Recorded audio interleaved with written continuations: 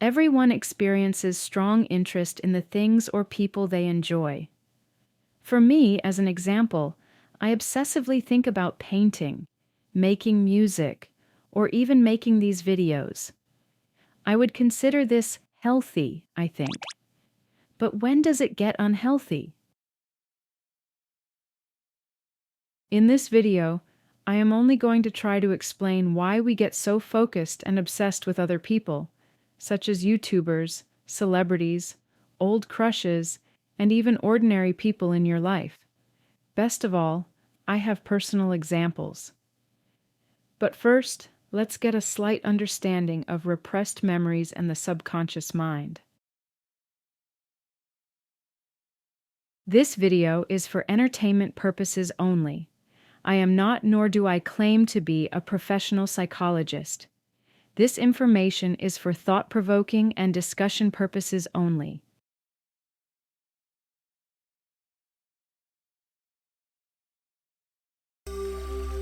Imagine that your mind has different rooms. The main room is where you are right now, watching and thinking about this video. We will call this room your conscious mind. There are a lot of other rooms in your mind as well. The rooms where you remember things good and bad, and then the rooms where you never go and have no idea what is in them. You move freely through the rooms of memories, but the darker rooms, we will call them your subconscious mind. In the corners of these rooms are your repressed memories. Many believe that repressed memories are traumatic and can be subconsciously blocked as a defense mechanism. Repressed memories can potentially influence our behavior, such as urges and even motivations, without any conscious recall. Basically, our subconscious mind is a vast ocean, and repressed memories control the currents and the tides. Now that we understand that, I think it is important to understand where these repressed memories come from. I am going to make a huge assumption and say, through early childhood experiences and relationships with our parents, extended family, friends of our family, and our communities. Actually, it's not an assumption, because I did a video a bit ago called Understanding Our Shadows, and through quotes from Dr. James Hollis, who studied Carl Jung, I was able to gain enough insight that I felt confident that I could say that, without feeling any regret or worry for giving bad information.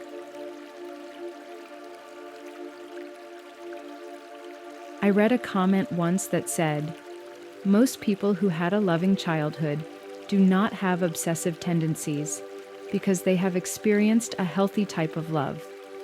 The people who never learned about healthy love think they discover it and become obsessed."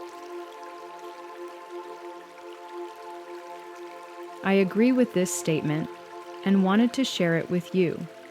I have a personal example from my own childhood that I would like to share. I am only sharing so that you understand that the people you become obsessed with don't even have to be a love interest. When I was a child, my mother had a lot of repressed memories of her own to deal with. She didn't deal with them ideally, but she did what she thought was best for her. In the meantime, I guess you could say, I was being neglected, and I noticed. A woman moved into the neighborhood and she had 2 sons. I got to know the family a little, and after a while, all I wanted was to be with her and her boys. I wanted her to be my mother. She had rules, she had a clean home, she protected her children, and even gave them consequences for their actions. She gave me money for helping her around her home for a summer, even allowing me to stay in her home with her. I was clean, I was eating, and she even gave me rules as to when to come home at night. I made enough money that summer to buy myself new school clothes for the first time ever. For the first time, I felt cared for.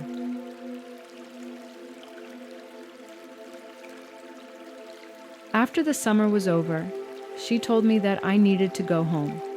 I had to go back to my home that was void of all the comforts a child needs to grow strong, void of all the hugs and love to make a dark space bright, and that is when my obsession became unhealthy. I was hurt, and I lashed out in anger, only making her not want me around even more. Throughout the years, it got worse. I couldn't let go and would constantly find opportunities to reconnect. And hopefully, I would be special again. And every time she gave me a chance, it didn't feel like it did that summer, and I would regress and blame her. For years and years, I thought about her and how angry I was. I blamed her and made her out to be the one who was toxic. It made it so much more simple in my head. I had dreams about her all the time. I couldn't stop thinking about her. I was a mother and married by this time, and I was going through my own experiences. And through these experiences, I started to make connections between myself, my mother, and her. I actually started to see and understand that I was the issue and not her. I started to see what I had done. I learned to let go in that time. I learned to stop thinking about it in a negative way and put it into a positive light and be thankful for what she did give me instead of what she didn't. She was in fact a good mom and taught me a lot of what I know today. And that is how I turned my unhealthy obsession into a learning experience. I no longer think about it and have not for years. I feel at peace, and I am truly grateful. Because of this experience, whenever I feel that I am becoming obsessed in an unhealthy way about anything, I think back to my training, and I can let go much faster. I don't get obsessed very easily anymore, because I am mindful of it now. I still do from time to time, however. Here is another example. It's not my personal example, but I am going to share it because it is one that I think a lot of us go through. How about those romantic obsessions? How many times have you watched a show or movie and there is always that one actor that fits your criteria for the perfect mate? Another comment I read: when someone makes you feel a special way, a way that you have been neglected from or never felt in general, you will become obsessed and potentially fall for negative, toxic people. What makes this particular actor the perfect mate?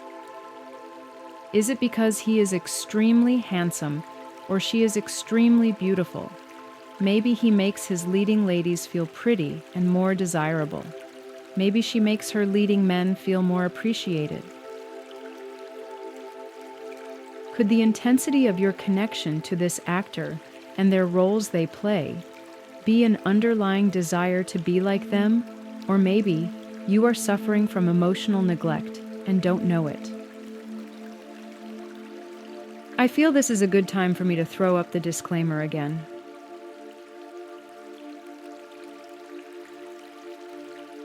I have a friend who is obsessed with watching romantic dramas.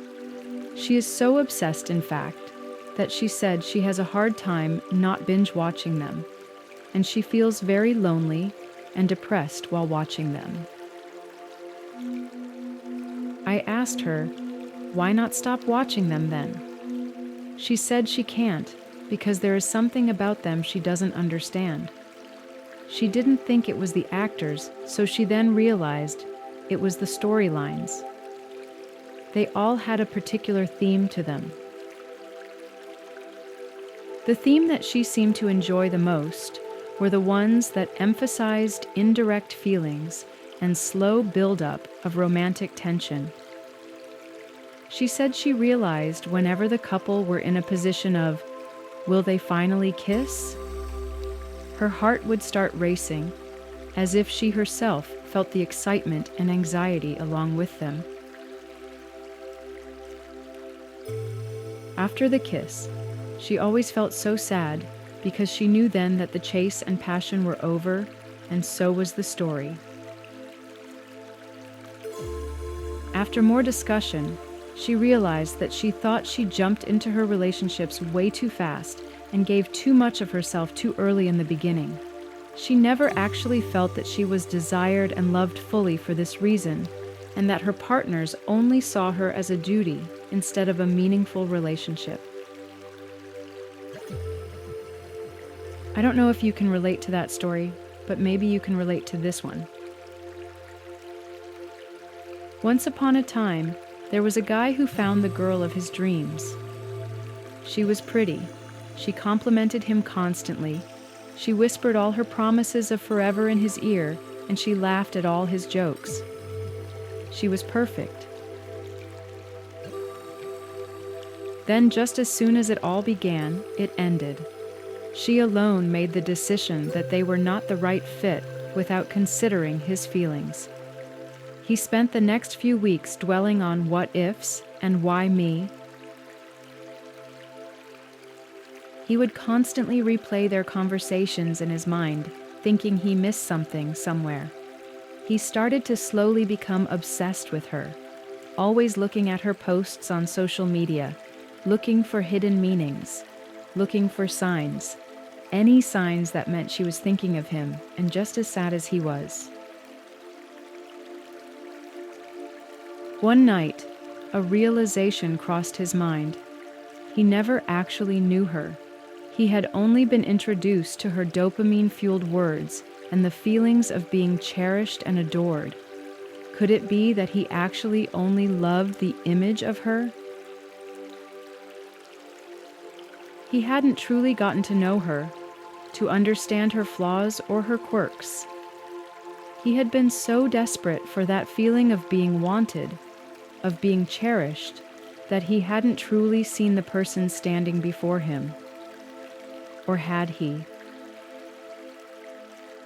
He started to realize that if she had really cared and meant all the things that she had said, she would not have hurt him like she did. Maybe he had seen the type of person she really was after all. The realization was hard, but it felt liberating. He felt now as if he had dodged a relationship that could have been a lot worse if it were taken further. The more you learn from and about others, the more connections you make within yourself if you really want to. You are not alone in this world. We are all making mistakes. We are all living in pain. We are all going through a lot silently. I can't give you the answers that will solve all your issues, but I can share my insights and inspiration and hopefully help you find the right path for your search. Besides, I am still working on mine as well. So maybe you can share your stories with me sometime?